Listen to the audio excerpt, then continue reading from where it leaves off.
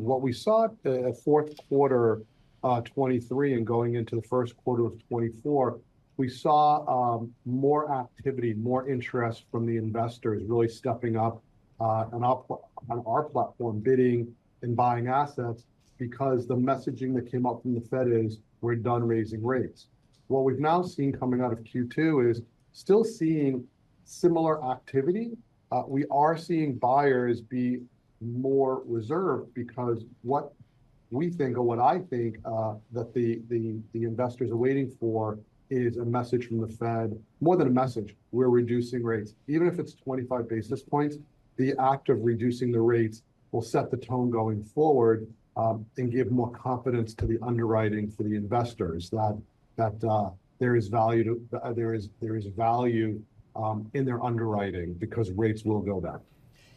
Steve, one of the fundamental problems with office real estate is I don't think anybody really knows where the market is. I think if you drive through any town USA and any generic office park, every single one has that sign in the grass telling you about how much square feet is available.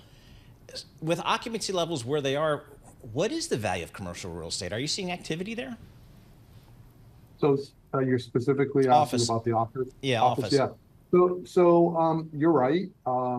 And I can tell you on our platform, we've actually been very successful in the last 6 months to a year of trading, helping brokers trade office assets, but it all comes down to what the pricing expectations of the seller is. And based on what I said earlier, you may have and in this case with office, a 50% occupied office building.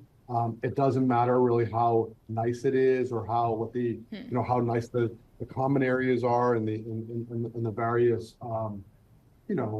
improvements that have been made.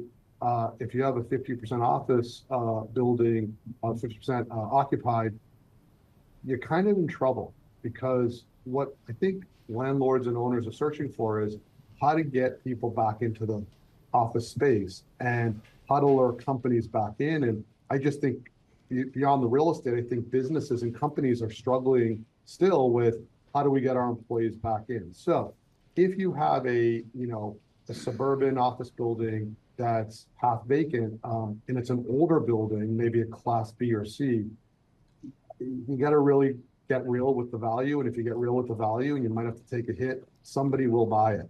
When that person buys it at quote unquote a discount, what the new investor can do is then lower it's a lower basis, right? So they lower the rent. So all of a sudden, this particular suburban building that might have been charging $25 a square foot under one financial model, because it was purchased several years ago, now can come in, buy it at a lower price, and now they can have the space be $12 a square foot when the rest of the market's 20.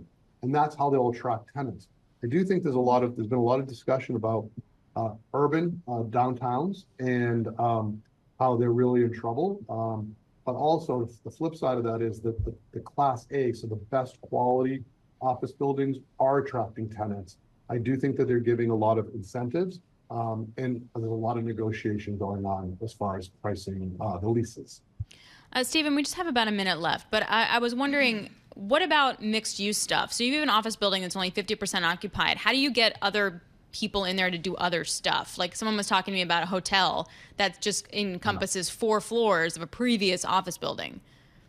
So there's a lot of discussion about that with regards to repurposing these buildings. Some of them can be, some of them can't be, but a lot of these buildings were built for office, right? So they don't have the right templates, the floor plates, right, to actually convert to hotel. Like think about it, a hotel room, needs windows, right? Every room needs windows, right? Office space, you need windows, but you can have people sitting out in the middle of the floor not by a window. Mm-hmm. It's the same with converting them to multifamily. Not only is it expensive, super expensive, but it's not as easy as it sounds. And also you have to look at that market demand. You could have a 2 or 3 story office building in the middle of an office industrial park, and I don't think people want to stay in that as a hotel or a residence.